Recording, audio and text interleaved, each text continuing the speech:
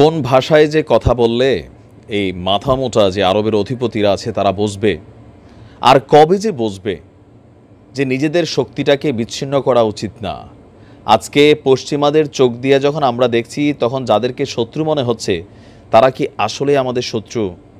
কালকে যদি আমাদের মধ্যে বিপদ তৈরি হয়, তাহলে আমাদের মিত্রটাকে, তাদের কথা শুনা আমরা যাদের সাথে শত্রুতা নিয়ে নিচ্ছি এই মুহূর্তে নিজের পরিবারের সাথে, তো পরিবারের ওই লোকটা কখনো যদি আমার খারাপ সময় আসে পাশে থাকবে? কথা বলছি কাতারকে নিয়ে। কাতারের বিভিন্ন সময়ের যে সিদ্ধান্তগুলো, কোনোটাই আমার মনে হয়েছে একটা শক্তিশালী অর্থনীতির দেশ, যদিও ছোট একটা দেশ, বাট তারপরেও আন্তর্জাতিক অঙ্গনে তাদের ব্যাপক ভূমিকা আছে। তো সেইখান থেকে তাদের উচিত ছিল কন্টিনিউ ফিলিস্তিন ইস্যুতে ফিলিদের সাপোর্ট করা, ইরান ইস্যুতে ইরানকে সাপোর্ট করা। কিন্তু দিন শেষে আজকে যে সিদ্ধান্তটা নিয়েছে বা অলরেডি যে খবরটা আসছে, মনটাই খারাপ হয়ে গেছে। দর্শক, আমাদের ফিলির বীরদের যে শীর্ষ গোষ্ঠী, আপনারা জানেন যে দীর্ঘদিন যাবৎ তারা কাতারে তারা বসবাস করত নিরাপত্তাজনিত ইস্যুতে, পাশাপাশি সেইখানে তাদের হেড অফিস ছিল। এর পাশাপাশি তারা তুরস্কেও কিন্তু তাদের অফিস আছে। কিন্তু সবার আগে হঠাৎ করে কাতার গেল এক সপ্তাহ বা 10 দিন আগে একটা নোটিশ দিল যে আমাদের এখান থেকে অফিস গোলায়া, তোমরা যারা বীর নেতারা আছো এখান থেকে চলে যাও। আজকে খবরটা সামনে আসছে কি জানেন?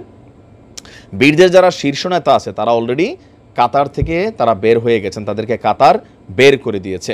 তবে দেশটির রাজধানী দোহায় অবস্থিত বীরদের যে রাজনৈতিক কার্যালয়, সেটা এখনও কিছু অংশে খোলা আছে। আর এই তথ্য জানিয়েছে আজকে ব্রিটিশ গণমাধ্যম বিবিসি বলছে, ওই যে সেই এলাকার বাইরে বীরদের সবচেয়ে সিনিয়র নেতারা আপনার যেখানে অবস্থান করতেন সেটা হচ্ছে কাতার।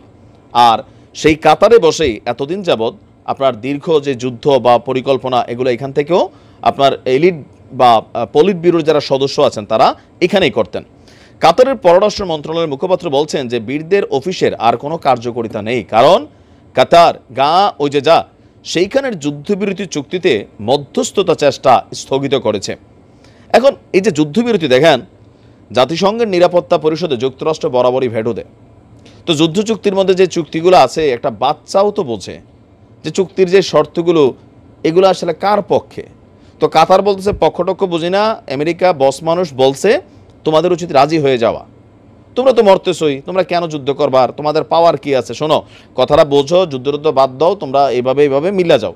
এখন যেই মানুষটা তার পরিবারের সন্তান হারাইছে, তার জন্মভূমি হারাইছে, বেঁচে থাকার যেই শেষ অবলম্বন ওইগুলো হারাইছে, ওই মানুষগুলার কিসের জন্য বেঁচে থাকবে? তাদের চিন্তা এটি যে আমরা আনটিল দ্য লাস্ট ব্রেথ আমরা এখানে লড়াই করে যাব। কিন্তু কাতার বলছে না। এখন এই যে কাতারের সিদ্ধান্ত, এটা কি কাতারের? নো, পশ্চিমাদের। তারা জানে যে বীরদেরকে কন্ট্রোল করতে হলে পশ্চিমাদের কথা বীররা শুনবে না। তো কাতার, সৌদি বিভিন্ন সময় বিভিন্ন রাষ্ট্রকে ব্যবহার করে এখানে নানান ধরনের প্রস্তাবনা দেওয়া হয়, যে প্রস্তাবনাগুলো সরাসরি ইষ্টির পক্ষে যায়। আর সেটা জানে শুই না আমাদের আরব অধিপতিরা চাপ প্রয়োগ করে। যখন বীররা রাজি হইল না, আর তাদেরকে সেখান থেকে আজকে বের